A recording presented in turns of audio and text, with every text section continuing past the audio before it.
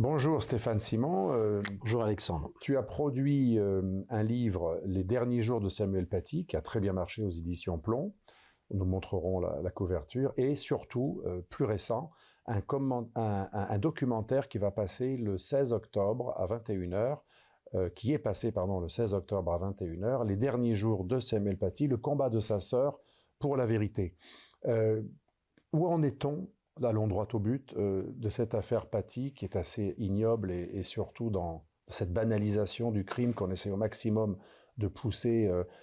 Quel est ton ressenti ou ton analyse de cette société française qui a l'air de banaliser cette chose qui s'est reproduite ensuite avec Bernard Et qui va, à mon avis, continuer à se reproduire tous les mois d'octobre, puisqu'on voit bien que c'est à chaque fois au mois d'octobre que les incidents sont à l'approche de la célébration de la date anniversaire de la mort de Samuel Paty, qu'il y a de nouveaux incidents.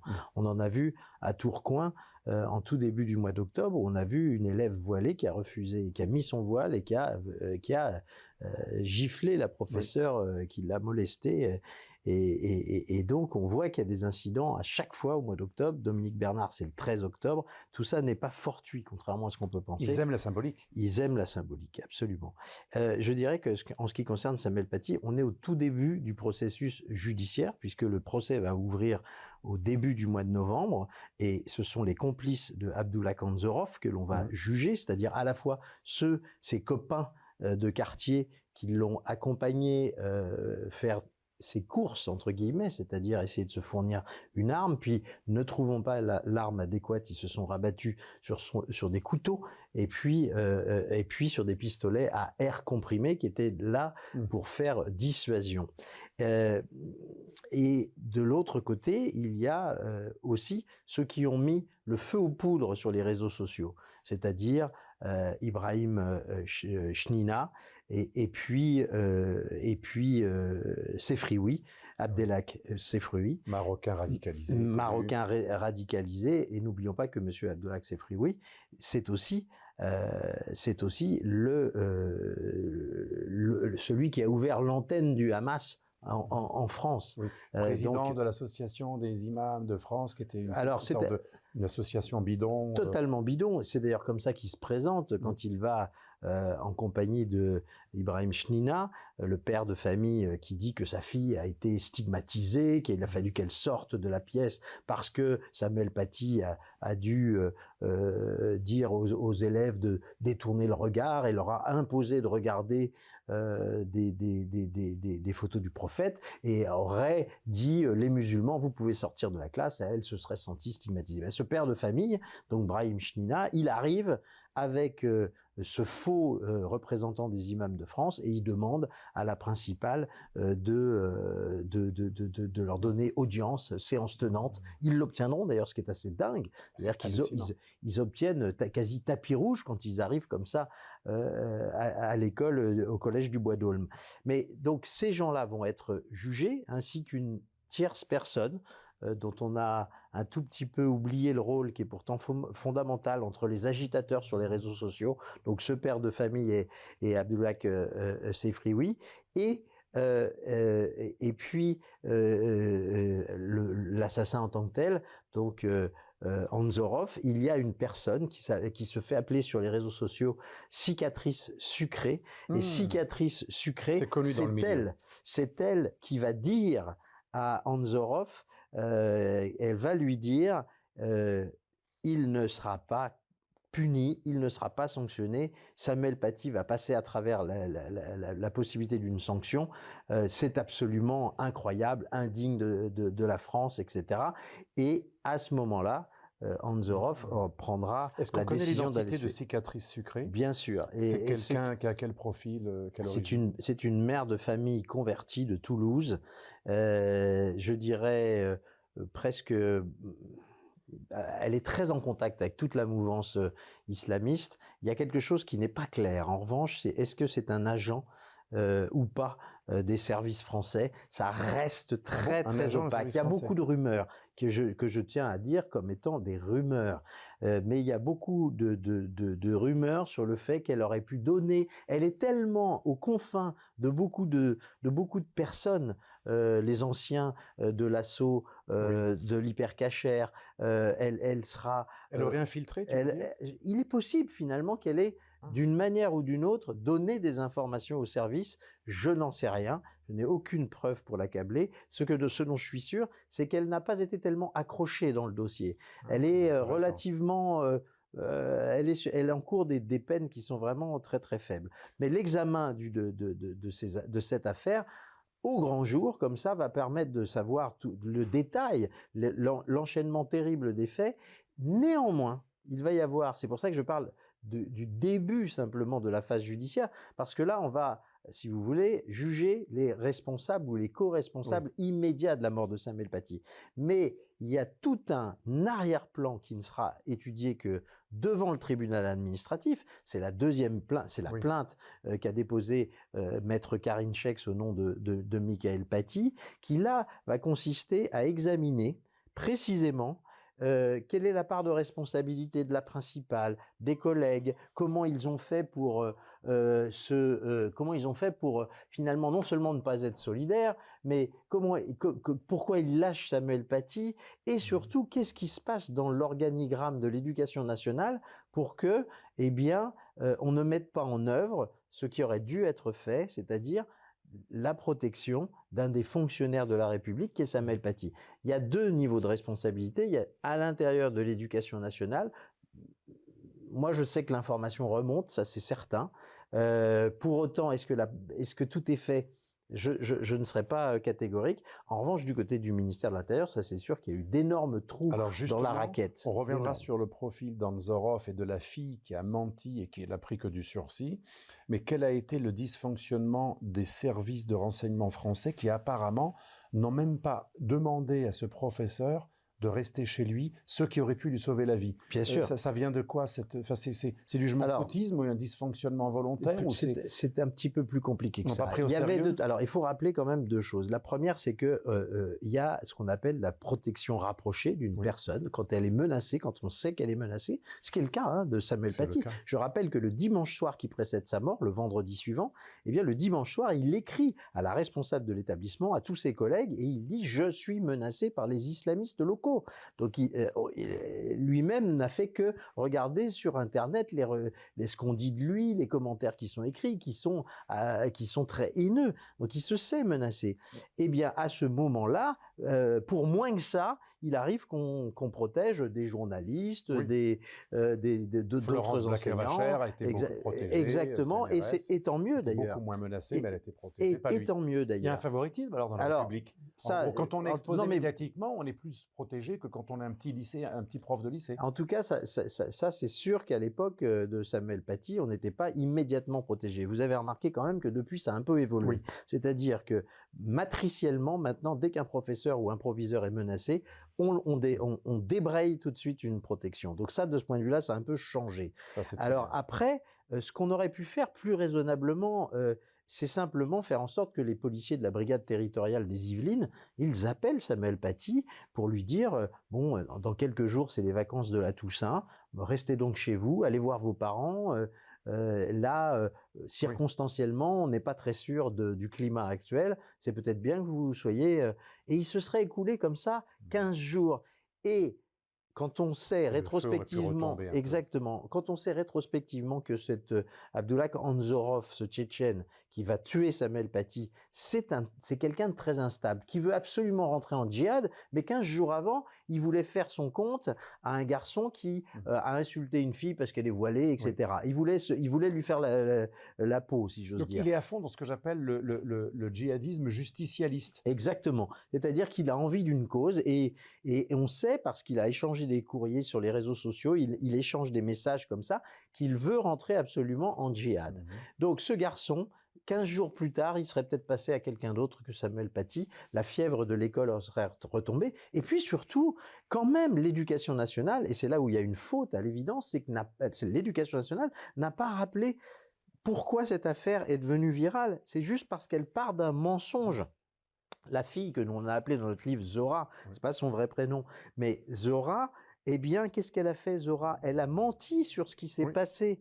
Et si Elle n'était pas en cours. Elle n'était pas en cours. Elle n'était pas en cours. Et si simplement, déjà au niveau de l'inspection d'académie, déjà au niveau de la principale, déjà auprès des collègues, on avait fait savoir que cette fille mentait, ça aurait changé considérablement les choses. Justement, je vous ai vu dans une émission aujourd'hui même chez Sonia Mabrouk, où une des personnes qui était avec vous était scandalisée du fait qu'aucune autorité publique, ministérielle ou président n'ait dénoncé publiquement le fait que tout part d'un mensonge de quelqu'un qui n'a pris que du sursis en plus. Il n'y a pas eu une condamnation morale globale de cette personne. Alors, cette jeune qui a fille menti et qui est responsable d'une mort, parce que c'est sa mensonge qui fait que le Tchétchène, je ne veux pas disculper le Tchétchène, mais ce justicialiste s'en est pris à cette femme à partir d'un mensonge. Exactement. C'est-à-dire que cette jeune fille qui avait 13 ans à l'époque, eh bien, elle accable parce qu'elle sait qu'on va la virer, entre guillemets, puisqu'elle a des problèmes de comportement. Elle a 12 inscriptions à son bulletin de liaison. Voilà, elle a 12 inscriptions à son bulletin de liaison et elle se fait virer par la principale. Et elle dit donc c'est de la faute c'est parce que je me suis opposé à Samuel Paty, c'est lui le voyou, etc. Donc c'est l'origine du mensonge. C'est l'origine. C'est pas pour que le type soit buté ou frappé parce qu'il est islamophobe. Ça n'a rien à voir avec l'islamophobie. Non, je crois qu'elle n'est pas très sincère derrière tout ça. Même si elle est dans un djihad, pardon, pas un djihad, mais dans une ambiance islamiste à la maison. Son père est assez militant. Mais elle va mentir à ses parents pour s'excuser déjà d'être virée. Et puis après, simplement, chemin faisant, elle aurait peut-être dû, voyant la pression qui se mettait en route contre Samuel Paty, elle aurait peut-être dû dire que c'était peut-être pas tout à fait comme ça que ça s'était passé. Elle ne l'a pas fait. Il faut savoir que Abdulak Anzorov a été, le jour de l'exécution, il y a un certain M dans notre livre qui est en fait, je peux dire maintenant son prénom, il s'appelle Mohamed, il va dire à Abdulak Anzorov, mais elle a menti, ça s'est pas passé comme ça. Qu'est-ce que répond Et qu'est-ce que fait Anzorov? Il dit on va l'appeler. Et ils ont appelé ensemble la fameuse Zora, et cette Zora a maintenu sa version devant Abdulak Anzorov. Criminel. Donc elle porte une responsabilité extrêmement lourde. Pour autant, la justice pour le mineur a été assez clémente avec elle, puisqu'elle a été simplement jugée pour dénonciation calomnieuse, et elle a écopé de 18 mois de prison avec sursis et donc probation. Elle a tué quelqu'un et elle ne fera aucun jour de prison. C'est ça, la justice française. Mais revenons sur le profil d'Anzorov. Est-ce que vous avez dans votre documentaire, que je n'ai pas encore vu, que je vais regarder avec beaucoup d'intérêt, que nos auditeurs vont regarder, ce sera sur le replay, donc je vous invite à le regarder, parce que c'est le seul qui a été fait de manière très précise. Est-ce qu'on a le profil d'Anzorov, fils de réfugiés qui ont fui la Russie de Poutine, qui massacrait les djihadistes, donc une famille déjà de militants djihadistes qui étaient dans le djihad avec les ennemis de Kadyrov, n'est-ce pas? Pour nos auditeurs, la Tchétchénie était travaillée par un djihad contre les autorités pro-russes. Et souvent, on accueille en France des Tchétchènes qui n'ont pas fui l'islamisme, mais qui ont fui parce qu'ils étaient islamistes, ils ont fui Poutine. Et nous, on leur donne des statuts de réfugiés politiques. C'est un peu son profil, non? Alors oui, c'est son profil. Vous avez parfaitement résumé les choses. Il a 5 frères et sœurs. Ils sont tous... les femmes sont voilées à la maison. Les garçons sont extrêmement élevés dans la ferveur religieuse. Lui, il se lève tous les jours qui précèdent, je le sais, tous les jours qui précèdent l'assassinat de Samuel Paty. Il se lève avant le lever du soleil. Il fait sa prière. Enfin, il est observant. C'est pas une racaille faussement islamiste. Alors, il est vraiment sincèrement islamisé. On trouve chez lui beaucoup de choses extrêmement douteuses, je dirais. Il est à la fois obnubilé par son corps, il passe son temps à faire de la musculature, il prend des hormones pour avoir le poil qui pousse plus vite. Il est dans une espèce quand même il est pas, c'est pas un observant pieux, c'est un observant exalté, si vous voulez. Et il aime faire le coup de poing. Il aime faire le coup de poing. Est-ce que c'est un islam identitaire, tchétchène identitaire, viril? Alors, il est viril, combatif, ça c'est à n'en pas douter. Et ensuite, c'est vrai que dans sa famille, on est tchétchène avant d'être français. Même si la France a accueilli très jeune ce garçon, puisqu'il a 1 an quand il arrive en France, il est élevé dans une espèce de morgue et de dégoût de la France. Par ses parents. Par ses parents. Il faut se souvenir que ses parents, pire que ça, quand les parents rentreront en Tchétchénie après avoir Oui. été OQTFisés, entre guillemets. Ils quittent, ils rentrent et ils vont tout faire pour que les funérailles de leur enfant soient des funérailles non pas nationales, n'exagérons rien, mais des funérailles importantes dans le village natif d'où ils sont. Et pire que ça, le père de Abdullah Kanzorov va dire à un média russe qu'il est fier de son fils qui est un bon croyant, un bon musulman. Il est rentré en quelle année en Russie, enfin, en Tchétchénie? Il a 1 an quand il arrive, il a 19 ans quand il tue, Samuel Paty, donc il est dans les années 2000. Et son père, le retour en Tchétchénie en du père. 2020, le père va être expulsé avant dans les la 6 guerre mois en qui Ukraine. précèdent. Qui succèdent, dans les 6 mois qui succèdent la mort de Samuel Paty. Et ce qui est très étonnant, les autorités tchétchènes ont combattu l'islamisme radical de ces genres de profils, mais pourtant, dans une logique de radicalisation entre l'Occident et la Russie, les autorités tchétchènes, Kadyrov, disent que premièrement, c'est pas de leur faute, c'est pas eux. Deuxièmement, c'est la faute des blasphémateurs. Et on a même une évolution des Tchétchènes qui, bien que combattant l'islamisme chez eux, ont émis des propos récemment des autorités tchétchènes plutôt pratiquement à défendre ce genre de profil qu'en gros, vous savez que Kadyrov a fait abattre le fameux opposant à Poutine, libéral, Boris Nemtsov, parce qu'il était pour les caricatures de Charlie Hebdo. On dirait que la Russie parfois embrasse un petit peu cette cause du djihadisme justicialiste, cet Occident pervers qui se moquerait des religions, et les Tchétchènes sont un bras de justice. Vous avez remarqué ça, que je dirais depuis qu'il est retourné en Tchétchénie, il est libre de parler apparemment, de défendre son fils. Alors, d'abord, l'interview, elle n'est pas récente, elle date de 2020, Oui. dont je vous parle. Et je ne suis pas sûr qu'aujourd'hui, ça passionne beaucoup de gens que d'aller interviewer le père de l'assassin de Samuel Paty. C'est quelqu'un en plus qui parle fort mal le français, etc. Donc, c'est quelqu'un c'est une famille qui ne s'est pas du tout intégrée, mais qui a profité des largesses françaises du début à la fin. Mais avez-vous parlé avec d'autres Tchétchènes? Est-ce qu'ils ont... Je sais que j'ai vu des reportages où certains Tchétchènes disaient qu'ils avaient honte de ce qui a été fait, mais est-ce que vous avez vu ce qui a été dit dans la communauté tchétchène en France? J'ai surtout remarqué qu'il y avait beaucoup de Tchétchènes qui étaient dans le double discours, où ils sont à la fois outrés par ce qui s'est passé pour Samuel Paty, et puis à côté de ça, on sent bien qu'il y a certains Tchétchènes qui ne sont pas du tout dérangés. Il faut savoir aussi que le père de Abdullah Kanzorov, il dira que tout ça, c'est de la faute du discours de Emmanuel Macron. Il faut se souvenir que quelques jours avant la mort de Samuel Paty, il y a le fameux discours contre le séparatisme, et que c'est pris par toute une partie d'islamistes fanatisés comme étant une déclaration de guerre à l'islam politique. Donc c'est pris très au sérieux, ce discours. Alors justement, est-ce que vous avez un peu enquêté ou entendu parler des sondages qui font état de beaucoup de lycéens et voire même de professeurs,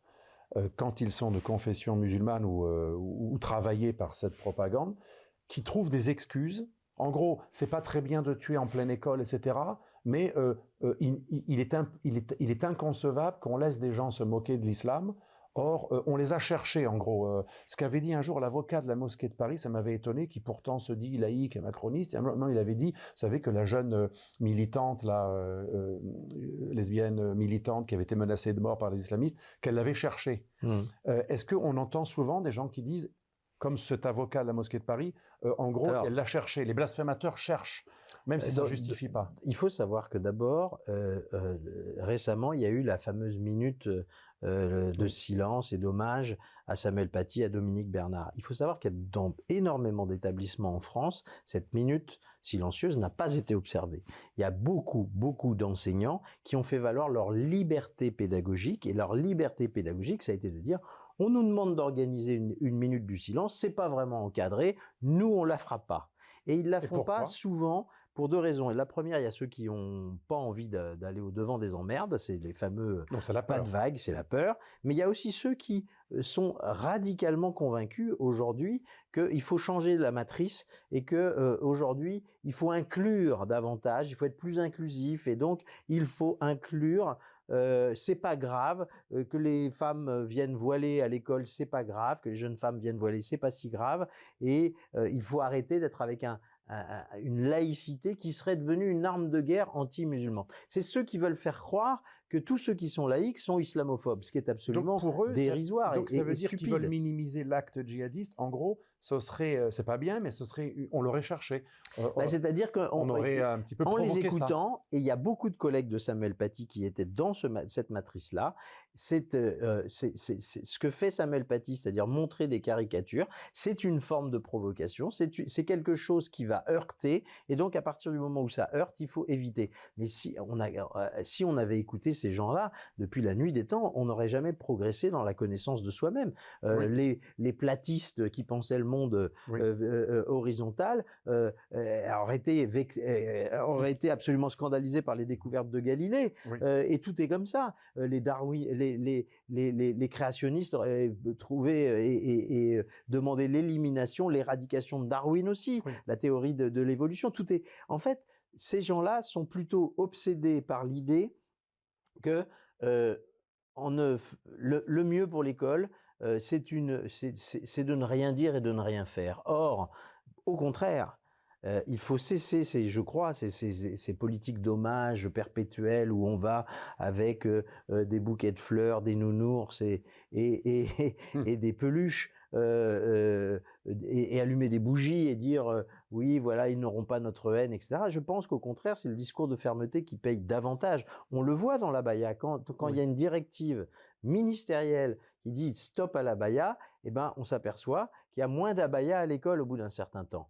Et alors, je ne dis pas que les chiffres ne sont pas truqués, parce que quand on dit les atteintes à la laïcité ont baissé depuis quelques semaines, je ne suis pas du tout sûr de ça en vérité, parce qu'il y a beaucoup de gens qui ne déclarent plus les atteintes à la laïcité. Et ça fait vraiment une différence fondamentale. À propos de courage, quand vous avez fait votre documentaire, est-ce que vous avez vu une réticence quand vous l'avez proposé à des télévisions? Ou est-ce que tout de suite vous avez senti une empathie et un engagement? Ou est-ce que les gens ont eu un peu peur? Est-ce qu'on vous a posé des questions? Je pense sincèrement que alors moi j'ai eu la chance d'avoir le groupe Canal+ derrière moi qui a dit tout de suite oui. Tout de suite. Ah, tout de suite. Donc il n'y a pas eu de voilà.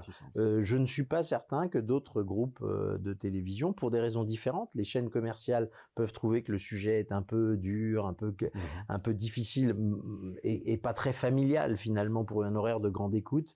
Donc on peut le refuser, ce documentaire, pour des raisons commerciales, et on peut le refuser aussi pour des raisons plus idéologiques. Je pense que France Télévisions, si je leur avais proposé, je suis pas sûr qu'ils y seraient allés. Donc vous n'êtes pas loin de penser comme un certain avocat, Maître Golnadel, qui dénonce souvent les chaînes publiques qui ont un parti pris idéologique. Vous n'êtes pas très loin de penser que ces chaînes publiques n'auraient pas adopté un documentaire de ce style. Je suis pas très loin de penser qu'il faut faire des efforts aujourd'hui pour convaincre France Télévisions d'aller sur des sujets qui sont des sujets pourtant très importants pour les valeurs de la République. Et pourtant, à côté de ça, le service public est capable de faire des choses formidables aussi. Donc, il y a toujours cette difficulté à trouver un équilibre. Comment vous expliquez, vous qui êtes rationaliste, qui vous produisez Onfray, donc c'est comme vous êtes proche de la philosophie, je dirais, raisonnable, les lumières, la raison, comment vous expliquez que des gens qui viennent, parce que les chaînes publiques, on les accuse souvent d'être beaucoup plus à gauche que certaines chaînes privées, mais quelqu'un qui vient de la gauche, qui est rationaliste, qui est pour les Lumières, voire pour Robespierre, pour certains LFI et compagnie, donc qui adorent des bouffes curés, qui adorent un moment où on a tué l'Église catholique et les prêtres, des gens qui détestent la religion, ils sont en plus LGBTistes, ils sont contre la morale du décalogue et le monothéisme patriarcal.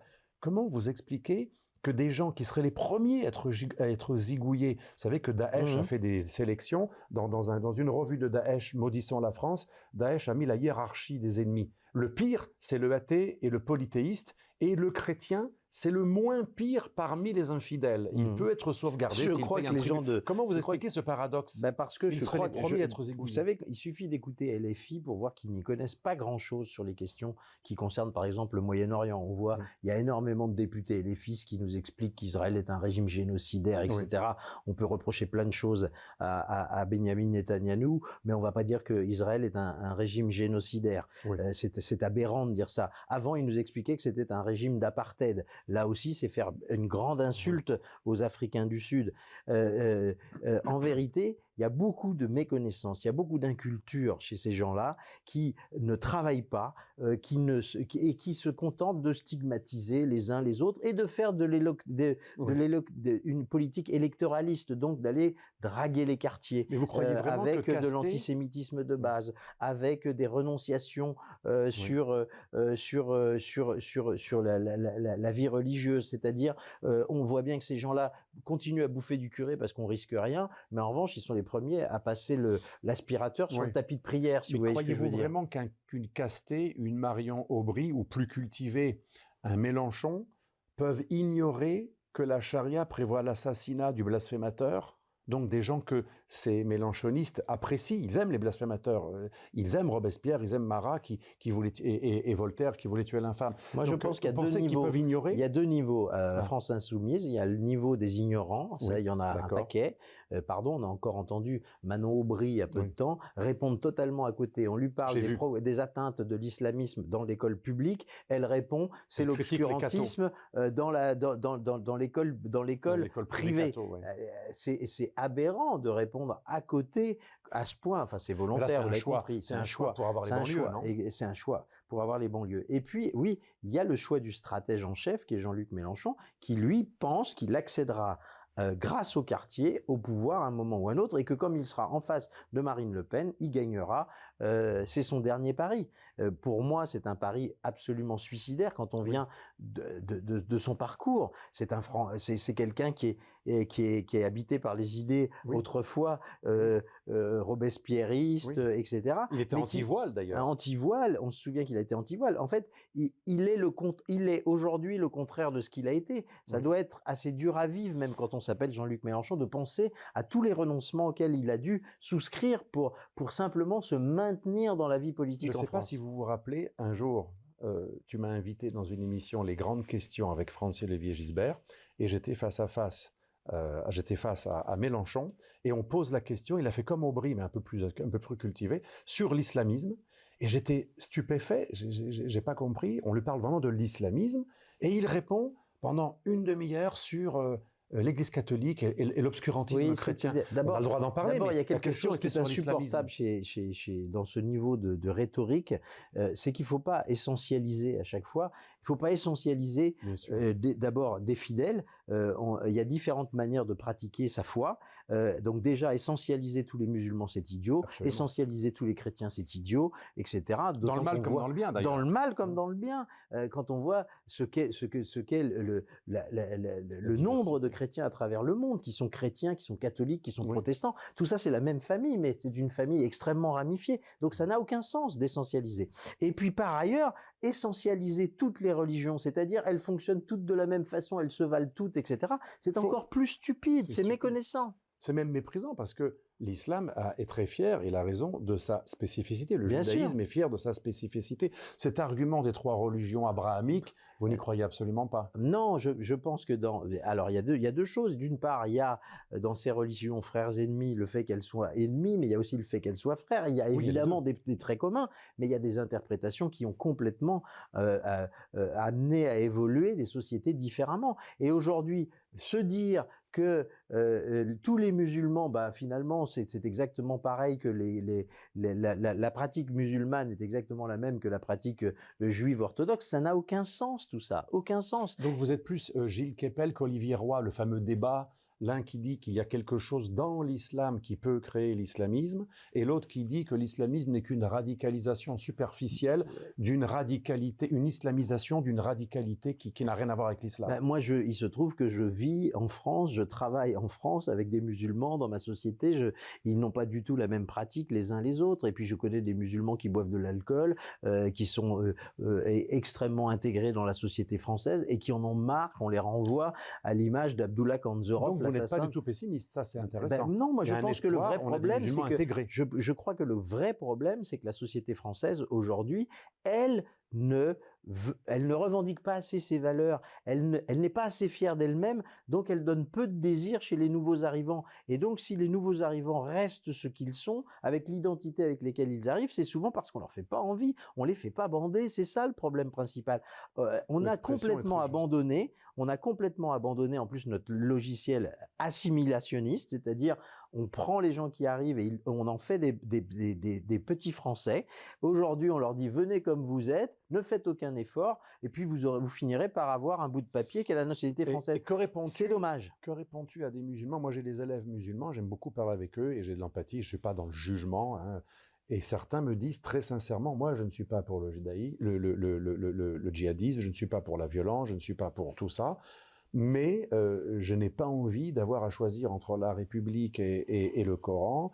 Je pense qu'on peut trouver un aménagement et qui n'ont pas envie d'être dans le laïcisme, pas dans la minute de silence, je ne suis pas Charlie, sans pour autant être djihadiste. Qu'est-ce que tu réponds à ça? Je réponds tout simplement que quand on est à l'école, on se soumet à l'autorité qui fait l'école, qui fait les cours, et que moi je suis désolé, c'est pas à la carte. Vous voyez, l'enseignement, quand on met les pieds à l'école, on est là pour suivre un programme scolaire. S'il est décidé pour la collectivité qu'on va apprendre telle et telle matière en cours d'éducation morale et civique, eh bien, il faut s'y soumettre. C'est comme ça depuis la nuit des temps. Depuis l'école républicaine, elle a été inventée comme ça, pour fabriquer des petits républicains.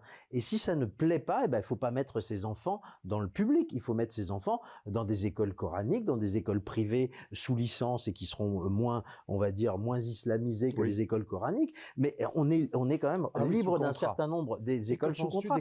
Des écoles musulmanes qui commencent à arriver, mais pas sous contrat, totalement privé, donc on contrôle moins le programme. Est-ce que ça pose un problème ou est-ce qu'on peut trouver un aménagement? Parce que en fait, on a des millions de musulmans en France. On pourrait bien trouver une solution pour qu'on vive ensemble. À choisir entre deux mots, je préfère que ceux qui veulent que leurs enfants aient une éducation religieuse aillent dans des centres de formation, des écoles religieuses sous contrat, et n'essayent pas d'empêcher l'école républicaine d'être ce qu'elle est. Et si vous voulez, je préfère que les parents qui élèvent leurs enfants dans la foi soient en cohérence avec eux-mêmes et que leurs enfants suivent ce type de formation, plutôt que d'aller demander que ce soit l'école républicaine qui évolue. Non, l'école républicaine, l'école républicaine a toujours dit, on oublie, on arrive à l'école avec aucun déterminant. C'est-à-dire qu'on n'arrive pas avec le voile, l'abaya, la perruque, peu importe le mode choisi, on n'arrive pas avec son déterminant en tête. C'est-à-dire qu'on arrive d'abord, et c'était mieux d'ailleurs du temps de l'uniforme, parce que tous les élèves étaient les mêmes. Ils arrivaient, ils se soumettaient à l'autorité, et ils étaient là pour apprendre, développer leur esprit critique et devenir des petits républicains. C'était quand même beaucoup plus cohérent que d'arriver aujourd'hui avec son voile pour dire « je suis d'abord musulman », et puis après, je m'appelle accessoirement Karima, et puis ceci, et puis cela. Non, je suis désolé. Karima, elle doit arriver comme Jean-Christophe et comme Abraham, ils doivent tous arriver avec le minimum de déterminants en tête, et ils doivent cohabiter, travailler ensemble. Donc ce que tu proposes, c'est un peu ce que fait la communauté juive. Si je veux être extrêmement observant avec la femme mariée qui met son foulard, le jeune qui met sa kippa, avec même des apparences et des rituels, etc., ça ne te gêne pas que cela se fasse dans une école privée. Ce qui t'ennuie, c'est quand on vient avec sa loi religieuse dans l'école publique. Exactement. Donc c'est très tolérant comme vision. Mais qu'est-ce que tu réponds à ceux qui disent c'est bien, mais attention, dans l'école non publique, tu risques de laisser grandir l'esprit de la charia, et qui peut à un moment se retourner contre la société. Pardon, c'est en ce moment que qu'un certain nombre d'enfants français grandissent dans l'esprit de la charia. Donc moi, je me sens tout à fait décontracté à dire ça, puisque le modèle actuel, il ne fonctionne plus. Ça veut bien dire qu'on a un souci. Je ne pense pas qu'il faille saboter l'école républicaine pour une minorité agissante islamiste. Cette minorité agissante islamiste, qu'elle reste sur le bord de la société française, française, elle sera plus facile à cantonner et à regarder et à surveiller. Ah voilà, plutôt tu qu'elle préconises essaye... quand même tu es libéral parce que tu les laisses s'exprimer, c'est très bien, Oui. leur foi, leur De vision, toute façon, mais avec une surveillance. mais les services de renseignement sont là pour ça. Il Oui. faut savoir qu'aujourd'hui, les services de renseignement sont là pour faire remonter de l'information de tout ce qui inquiète. L'écologisme radical aussi inquiète aujourd'hui. Oui. Donc, les fichiers S, on l'oublie un petit peu, mais c'est essentiellement des radicalisés islamistes, mais c'est pas que cela. Il y a aussi l'extrême droite, il y a aussi l'extrême gauche Toute forme de décroissante. radicaux. Donc, les services de renseignement sont là pour renseigner le pouvoir politique de dangers à venir. Oui. Est-ce que tu as eu affaire à des gens du renseignement dans ton enquête? J'imagine que oui, qui ont suivi l'affaire, ou tu as contacté des... J'ai contacté un certain nombre de policiers du renseignement. Je ne dirais pas lesquels m'ont donné Bien des sûr. informations, d'autres ne m'en ont pas donné. Ce qui est certain, c'est que de toute façon, notre enquête, on l'a aussi faite avec toute la procédure. Ah, oui. Voilà, il y a eu beaucoup de choses que l'on a réussi à comprendre grâce aux 2 ans d'enquête de la brigade criminelle. Ah oui, donc vous avez... et le documentaire a nécessité combien de mois de préparation Ben, en le tout? documentaire, il fait suite à l'enquête qui a été nécessitée par l'écriture du livre. Oui. Donc on a 6 mois d'enquête sur le livre, Oui. et puis après, derrière, on a 1 an de prolongation de l'enquête, et puis surtout, il y a quelque chose de plus dans le documentaire, c'est qu'on voit le combat de Mickaël Paty. Mickaël Paty, moi, je l'ai rencontré à la fin de l'écriture de mon livre. Alors quel est son combat? C'est moins connu que le reste de l'histoire. Ah, c'est de plus en plus connu, parce que le combat de Mickaël Paty, c'est finalement de quelqu'un qui a décidé, d'une part, d'être fidèle à ce que son frère a écrit dans la préface de son Oui. mémoire, où il dit « J'aimerais que ma vie et ma mort servent à quelque chose. Voilà, j'aimerais qu'il survive quelque chose de ma vie et de ma mort. » Ça prouve qu'il était parfaitement conscient de son martyr, en quelque sorte. Et donc, sa sœur est fidèle à lui-même en se mettant, je dirais, au service de l'école, de la République, en défendant les valeurs de la laïcité et en expliquant tous les jours que finalement, faire mémoire de Samuel Paty, c'est devenu aujourd'hui un combat citoyen. C'est un combat essentiel pour l'école, c'est un combat essentiel pour la République.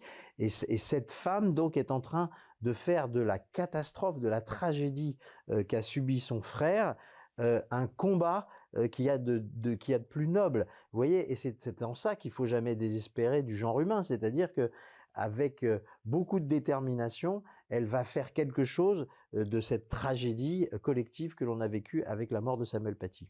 Et est-ce que tu as fait un lien avec le professeur Bernard? Tu citais tout à l'heure que dans la même période symbolique, 13 octobre, le professeur Bernard a été tué. Est-ce que tu as aussi un petit peu élargi l'enquête ou alors est-ce que ça t'intéresse, ou est-ce que tu as un projet de faire un lien entre les différents dossiers? Ça m'intéresse. Il y a des points similaires entre l'assassinat de Samuel Paty et celui de Dominique Bernard, mais il y a aussi beaucoup de... Le tueur et le mobile, non? Le tueur et le mobile, assurément. En revanche, d'un côté, Samuel Paty, son martyre va durer 10 jours. Oui. Il va être abandonné progressivement pendant 10 jours. L'assassinat étant la résultante des 10 jours de haine qui précèdent, alors que dans le cas de Dominique Bernard, il n'a pas l'abandon de ses collègues, il n'y a pas tout ça, il n'y a pas sa hiérarchie qui lui fait défaut, etc. Il se retrouve face à un de ses anciens élèves qui est radicalisé et qui va lui faire la peau. Il n'y a pas de laps de temps. Non, il n'y a pas de laps de temps. Donc l'État a un peu plus d'excuses, il n'y a pas de non-assistance à personne en danger. Non, de la part de l'État. Il n'y a pas de défaillance de la part de l'État. Aujourd'hui, ce qui est terrible, c'est que vous savez qu'il y a quand même 30 ou 40 000 collèges et lycées de France et écoles en France. C'est très difficile de toutes les protéger. Il va falloir peut-être repenser ça dans les années à venir. Si l'école est un tel centre d'intérêt pour les frères musulmans, il va falloir peut-être réfléchir à la manière de protéger mieux les écoles. Mais pour l'instant, eh bien, les écoles, vous pouvez globalement y rentrer assez facilement. C'est aussi pour ça que l'islamisme se focus totalement sur, pardon du néologisme, mais elle se focalise sur les écoles pour 2 raisons. D'une part, c'est le lieu de fabrication des esprits. C'est le lieu de la fabrication de l'esprit critique. Donc, c'est le lieu qui peut faire reculer le fondamentalisme. Et donc, c'est le lieu qu'il faut empêcher, dont il faut empêcher les nuisances. Et deuxièmement, c'est un lieu sous-protégé. Et Donc, oui, on peut entrer comme dans du beurre dans on certains peut rentrer lycées. comme dans du beurre. On peut donc frapper et stupéfier. Regardez, dans les deux cas, Samuel Paty n'était pas protégé, on l'a dit, le collège du Bois Il d'Aulne a été non plus. tué en dehors du lycée Oui, Paty, je quand crois. il On l'a sort, attendu. c'est Et Bernard c'est les aussi, jeunes. c'était en dehors? Non, c'est à l'intérieur. Ah Le oui, donc type est ça rentré montre à la l'intérieur vulnérabilité. et va faire son compte de Dominique Et Bernard. l'autre point commun, c'est que c'est pas vraiment un Tchétchène, c'est un Ingouche ou un Oui, Tchétchène du tout à Daghestan, fait. c'est ça? C'est ça. Pour nos auditeurs, c'est les minorités musulmanes qu'on appelle les montagnards dans la même région. Ils se ressemblent beaucoup avec les Tchétchènes. Oui, Il y a le même genre de réislamisation radicale, surtout chez ceux qui ont combattu la ouais. Russie de Poutine et qu'on a accueillis. Souvent, c'est des familles qui ont fait le djihad ou qui ont été très islamisées, n'est-ce pas? Ouais, C'est un peu le absolument. même profil aussi. C'est un peu le même profil, mais c'est pas un Tchétchène, effectivement. C'est quand même plutôt on le voit, C'est un Dagestanais, je crois, ou un Ingouche. Exactement. J'ai plus en tête exactement sa nationalité d'origine, mais c'est pareil. Il est arrivé en France et il n'a jamais voulu s'intégrer. Il n'a jamais voulu se sentir français. Il est resté dans son ADN identitaire. Mais comment l'OFPRA, peut-être que tu n'as pas étudié en détail, c'est très administratif, mais comment l'OFPRA peut laisser passer des gens dont il est assez facile de savoir que c'est une famille de Tchétchènes qui est islamisée, qui a combattu la Russie communiste et infidèle et poutinienne. Donc il y a de grandes chances que c'est qu'un Tchétchène sur deux qui a fui, parce que c'est des réfugiés, donc ils disent qu'ils fuient Poutine. Un ennemi de Poutine sur deux dans le Daghestan et en Ingouchie et en Tchétchénie est un islamiste. Comment on peut laisser passer comment on peut passer à travers les mailles du filet à ce point? C'est plus compliqué. C'est la complaisance ou c'est le juridisme? Ça, parce que ces gens-là bénéficient. Il faut se souvenir que les Tchétchènes, quand même, ont été martyrisés par Poutine. Pour ça, je dis, ils ont combattu la Russie. Ils sont légitimes et éligibles au statut de réfugiés politiques. Même s'ils sont islamistes. Mais oui, parce que ce sont des gens qui risquent le pire dans leur pays d'origine. Et dont on peut espérer qu'ils donneront le meilleur plus tard en France, ce qui est malheureusement pas le cas dans le cas présent de Abdullah Kanzorov. Mais en fait, on a un droit, je dirais, parmi nos vagues de migration, on a un devoir prioritaire, c'est d'accueillir les réfugiés politiques. Après qu'il y ait des abus pour les réfugiés, il y ait des réfugiés qui soient pas vraiment des réfugiés politiques, oui, on le sait. Il y a beaucoup de réfugiés économiques, maintenant il y a des réfugiés climatiques, il y a toute espèce de réfugiés, et on arrive à des chiffres assez vertigineux dont on ne contrôle pas finalement l'immigration. Oui. On ne le contrôle plus, l'immigration en France. Alors heureusement pour nos auditeurs, il y a beaucoup de Tchétchènes qui n'ont pas ce profil, qui sont observants, mais comme tu le disais très justement, c'est pas parce qu'on est un musulman observant, on n'est pas forcément dangereux, hein, on peut avoir une foi non politisée et non violente. Heureusement, il y en a beaucoup qui se sont détachés de tout cela, mais on peut quand même passer assez facilement à travers les mailles du filet dès lors qu'on peut prouver que là d'où on vient, c'est pire. Eh ben oui, on peut être torturé, emprisonné, pourquoi est-ce qu'on accueille beaucoup de réfugiés afghanais en ce moment? Parce que l'Afghanistan est en train de devenir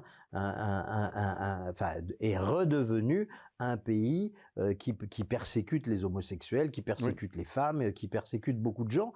Donc, prioritairement, on a le devoir d'accueillir ces gens-là. Comment résoudre ce dilemme? On sait qu'il y a de grandes chances qu'ils aient des mœurs qui trouvent tout à fait normal de tuer un infidèle ou un apostat, parce que dans les pays musulmans, c'est normal. Hein, c'est surtout dans les pays qui appliquent la charia pleinement, comme l'Afghanistan, où, on considère normal dans la société qu'un ennemi de l'islam soit tué, un blasphémateur, un moqueur.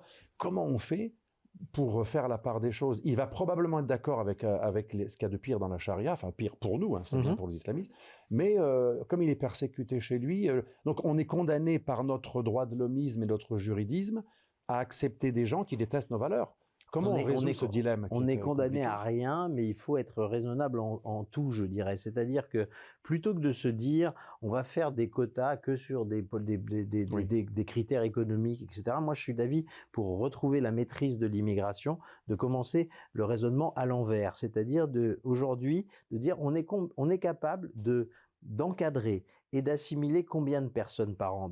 Voilà, prenons ces 100 000, 150 000 personnes, je ne sais pas évaluer précisément ce chiffre-là, et on va essayer comme ça de se donner les chances, de leur donner le désir d'être français, et en plus de leur donner la possibilité d'apprendre la langue, de maîtriser le minimum des codes qui nous régissent, etc. Aujourd'hui, on ne pense plus comme ça. D'abord, on ne pense plus l'immigration, et c'est dommage parce que c'est une question qui mérite vraiment d'être posée. Il n'y a pas une immigration, mais il y a des immigrations, et il ne faut pas mettre tout dans le même paquet. C'est ni bon ni mauvais, ça dépend. C'est ni bon ni mauvais, ça s'étudie, c'est différent suivant ces immigrations. Et puis, il y a un critère quand même qui est fondamental, c'est comment est-ce qu'on fait naître le désir chez les nouveaux arrivants de devenir français. Comment on leur donne la France au cœur? C'est ça la question numéro 1. Et ça se travaille. Il faut véritablement, je crois, encadrer pour se donner les chances d'assimiler. Et ça, on raisonne plus comme ça aujourd'hui. On dit, on prend, on donne les papiers, etc.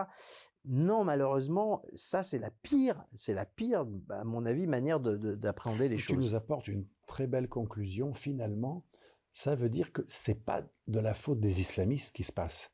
C'est qu'on a fait venir des gens qui n'ont pas toujours nos valeurs. C'est donc la responsabilité de nos dirigeants, mais surtout, ça nous ramène aussi au leadership, à la psychologie sociale et à la science politique. On n'a pas su être attractif. On n'a pas, comme tu disais tout à l'heure, ça fait pas bander. C'est peut-être vulgaire, mais c'est très parlant comme expression. On n'a pas réussi à avoir un système qui attire les nouveaux venus. C'est un énorme enjeu pour nous. Comment on va attirer les nouveaux venus pour qu'ils soient intéressés par notre modèle plus que par un modèle moyenâgeux ou théocratique? Je crois vraiment à ça. C'est à mesure que nous avons pratiqué sans cesse la repentance, où on s'est mortifié en disant que nous étions des anciens colons, nous étions des anciens esclavagistes, nous avions toutes les tares du monde. Et à mesure que nous pratiquions l'autocritique, les vagues migratoires arrivaient, et ces vagues migratoires ont vu des gens qui n'avaient même plus confiance en leurs valeurs, qui n'avaient même plus aucune fierté à revendiquer, et qui croyaient assez naïvement que tous ceux qui arriveraient là allaient finir par accepter de vivre en paix et le mea-culpisme serait attirant pour eux. Mais le mea-culpisme n'est pas attirant. Il y a un moment, c'est les modèles de fierté qui donnent envie d'être, comment dirais-je, qui sont des aimants pour les gens. Sinon, on est en panne, et c'est vraiment le modèle. Alors, conclusion provocatrice, finalement, est-ce que les Turcs et les Arabes, qui ont eu leur impérialisme, les uns dans le monde arabe au détriment des chrétiens d'Orient, mais les Turcs aussi au détriment des chrétiens d'Orient, mais aussi d'autres minorités, kurdes, etc. Est-ce qu'ils n'ont pas raison d'être très fiers de leur impérialisme passé? On n'a jamais vu aucun intellectuel arabe demander pardon pour l'Andalousie envahie pendant 8 siècles, en tout cas le Sud, on peut multiplier les exemples, il n'y a pas que l'Andalousie, bien sûr. Est-ce que, là je vais provoquer ceux qui sont contre l'islamisme, qui nous écoutent, mais est-ce qu'ils n'ont pas raison finalement? Au moins ils ne sont pas dans le mea-culpisme, ils sont fiers de leur impérialisme, et au moins leur système est attractif. D'ailleurs, je vois mes jeunes étudiants, quand je fais le cours sur l'islam, ils sont beaucoup plus intéressés qu'un cours sur toutes les autres religions réunies. C'est ce qui attire le plus. Donc finalement, est-ce que c'est pas celui qui est fier de lui qui attire le plus les autres, même si son système peut paraître antagoniste? Vous connaissez le principe, on ne peut pas faire en sorte que l'on vous aime si vous ne vous aimez pas vous-même. Le problème, c'est qu'on ne s'aime plus, et que, évidemment, quand on ne s'aime plus, on ne se sent pas désiré et désirable, et c'est ce qui se passe aujourd'hui avec les vagues migratoires successives. Est-ce qu'il faut être fier de son impérialisme? Ça, c'est autre chose. Je dirais pas ça, parce que nationalisme et impérialisme sont des notions extrêmement intéressantes, et parfois, on peut être nationaliste sans être impérialiste. C'est notre cas à nous, Gaulliens. C'est la bonne conclusion. Nous sommes plutôt Gaulliens. Et on peut être nationaliste comme De Gaulle l'était, car le mot nationaliste n'est pas que nazi ou facho. Pas du tout. De Gaulle était nationaliste, mais un nationaliste qui respecte les autres peuples, mais les souverainetés des autres. Le national-socialisme est un impérialisme. Absolument. Le communisme est un impérialisme. En fait, ce ne sont pas des nationalistes, ils ont envahi les autres. Exactement, ce sont les impérialismes qui ont fabriqué les plus grandes horreurs au XXe siècle. Il ne faut pas l'oublier. Je partage tout à fait cela. Et d'ailleurs, l'impérialisme, la caractéristique, c'est ne pas respecter la frontière.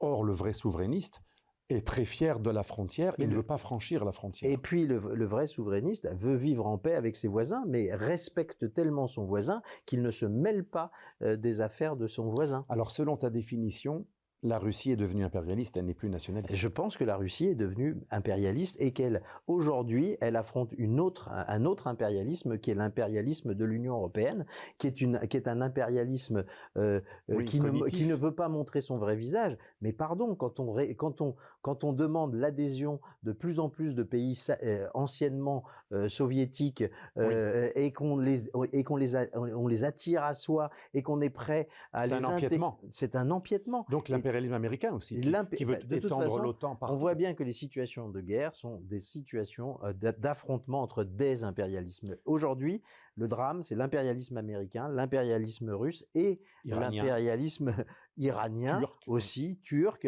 Tu connais très bien l'Arménie l'impérialisme aussi de l'Union européenne. Je trouve que c'est une conclusion extrêmement intéressante et très géopolitique. On va te réinviter parce que c'est une chaîne géopolitique. Allez. Tu es très géopolitique en plus d'être philosophe et média. Merci. C'était passionnant. Je n'ai pas vu le temps passer et bienvenue quand tu veux dans ce canal. Je saurais te le rappeler. Notre ami a fait une conclusion géopolitique. Ça nous rappelle que si vous ne vous intéressez pas à la géopolitique s'occupera de vous.